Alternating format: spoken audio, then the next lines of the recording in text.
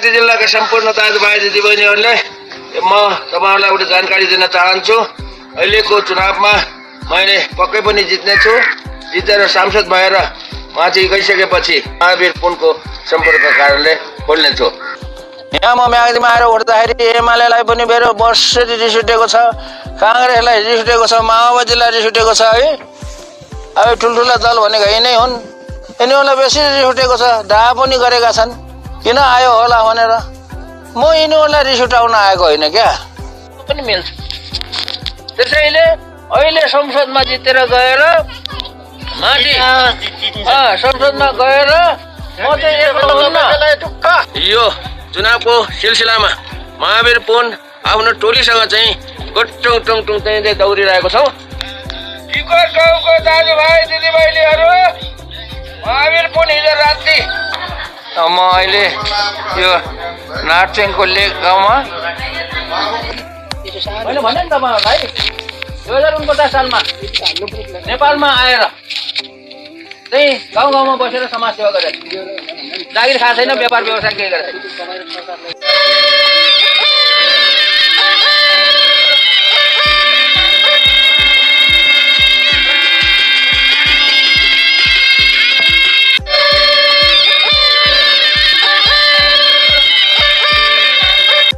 महावीर पुनले चुनाव प्रचार प्रसार पनि गरेको छैन, मात्रै गरेको छैन। महावीर पुनले म्याग्दी जिल्लालाई पनि परिचय गराउन चाहिँ म कोसिस गर्दैछु। ल भोट केमा त्रिभुजमा मन लाग्यो भने त्रिभुजमा है, मन नलाग्यो जेमा मन लाग्छ हाल त्यही हो। ल भोट केमा त्रिभुजमा मनोस् दाजुभाइ दिदीबहिनीहरू संसारभरिबाट नेपालभरिबाट हेरेर चाहिँ अहिले हामी मराङको अरबाङ गाउँमा चाहिँ यहाँ भर्खरै चुनावको चाहिँ बारेमा छलफल भेटघाट गरेर चाहिँ यहाँ चाहिँ बसेका छौँ। मनोस् दाजुभाइ दिदीबहिनीहरू संसारभरिबाट नेपालभरिबाट हेरेर चाहिँ अहिले हामी मराङको अरबाङको अघि उहिले भनेको कति वर्ष 71 वर्ष अगाडि जन्मेको, कति वर्ष हुनुभयो? 71 वर्ष पुगेर 72 वर्षमा लागेको मान्छे छिटै छु अहिलेसम्म होइन। बाहिर गएर अमेरिकातिर पनि गएर पढेँ, अमेरिकातिर पढेर फेरि फर्किएको चाहिँ 2049 सालमा। 2049 सालमा म फर्केको हो र गाउँमा बसेको अहिले त 33 वर्ष भयो। भिडियोमा देख्नै भयो होला, म कहिले कहिले बौलाउँछु जितिन्छ होइन मन्त्रीज्यू, चुनाव जितिन्छ होइन, भोट दिए जितिन्छ।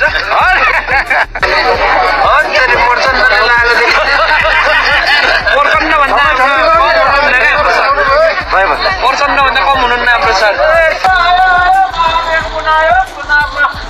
भोट माग्न आयो,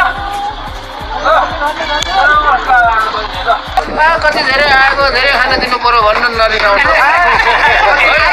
प्रचार प्रसारमा मैले तपाईँहरूलाई यस्तो बनाइदिन्छु, उस्तो गरिदिन्छु, यस्तो गरिदिन्छु भनेर केही म बाचा बन्धन केही गर्दैन, गफ लाउँदैन। अहिले चाहिँ गफ लाउँदैन, तर भोलि चुनाव जितेर गएपछि गाउँ गाउँमा नै आएर पालिका पालिकामा वडा वडामा चाहिँ बसेर तपाईँहरूसँगै छलफल गरेर अब के गर्ने त हो, के गर्ने भन्ने सल्लाह गर्नु पर्यो परेन। अनि मैले कुरा गर्दैछु त नगराउनु, तपाईँले बिथोल्न गरेर यस्तो कुरा गर्नु। दाजुभाइ दिदीबहिनीहरू, अब चुनावको सिलसिलामा अब गाउँ गाउँ घुम्दैछु।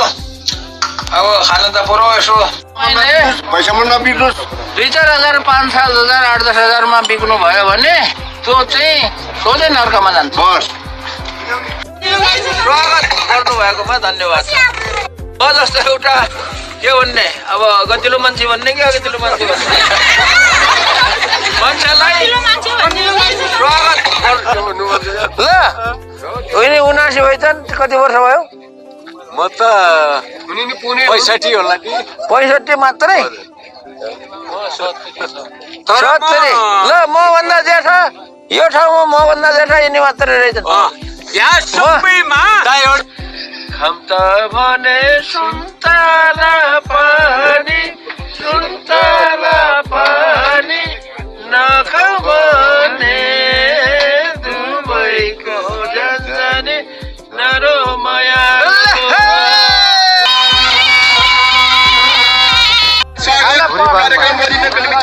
उहाँलाई मात्र उहाँलाई छोडिदिनुहोस् बरु उहाँलाई यस्तो ओहो ल आज एकजना यस्तो व्यक्तित्व उपस्थित हुनुहुन्छ जसको नाम नै नववर्तन र अठोट प्रेम बनेको छ। दुर्गम गाउँमा जन्मिए पनि प्रविधिको सपना देख्ने नेपाललाई अनुसन्धान र विकासको मार्गदर्शन तुल्याउने अहरन खटिरहने आदरणीय महावीर पुञ्जीलाई हार्दिक स्वागत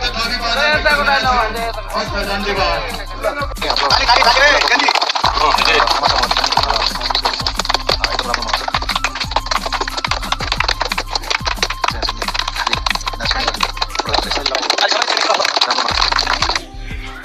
के आइलाग्यो यस्तो भनेर म है अब यो भाग्यमा लेख्यो होला होइन उहाँले लेखिदिएको कुरो त्यही भयो। पास गर्नको लागि तलबाट पास गर्दै गर्दै गर्दै गर्दै गएर राष्ट्रपतिसम्म पुग्नु पर्छ। राष्ट्रपतिले सही गरेपछि बल्ल कानुन बन्छ, तर राष्ट्रपतिसम्म पुग्न सकेन।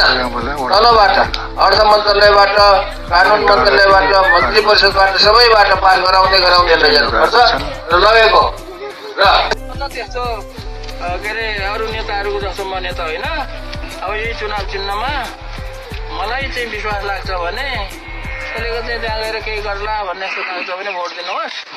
लाग्दैन होइन, मेरो त साह्रै मनपर्ने अर्को मन्त्री छ, त्यसलाई दिन्छु भने नि ठिकै छ। ल नेपालभरिका संसारभरिका दाजुभाइ दिदीबहिनीहरू हेर्नुहोस्, महावीर पुलको चुनाव खर्चको बारेमा, महावीर पुलले पैसा पाएको बारेमा कुरा सुन्नुहोस्। अरू उम्मेदवारहरूले चाहिँ जनतालाई भोट माग्नको लागि पैसाको पिटो माग्छन् भन्ने सुनेको छु। त्यो गाउँ गाउँमा म अस्तितिर घुम्दाखेरि पनि मान्छेहरूले हामीले पनि बिटा लिएर खायौँ भनेर भनेको सुनियो। अब तर कुरा के हो थाहा छैन, नदेखेको कुरा, थाहा नभएको कुरा।